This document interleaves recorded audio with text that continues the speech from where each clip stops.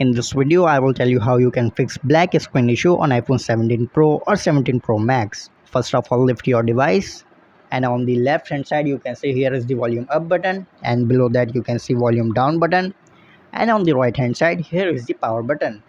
What you have to do is press and release volume up button, then volume down button, and hold the power button until you see Apple logo, just like this way.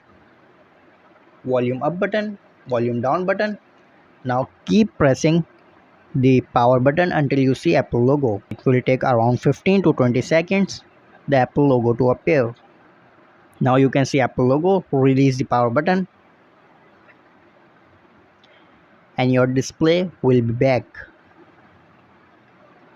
So that's how you can fix black screen issue on iPhone 17 Pro or 17 Pro Max. However, if the issue still remains, then it can also be a hardware problem. Then make sure to visit any nearest Apple service center to get it fixed. So that's it for this video. If this video helps, subscribe.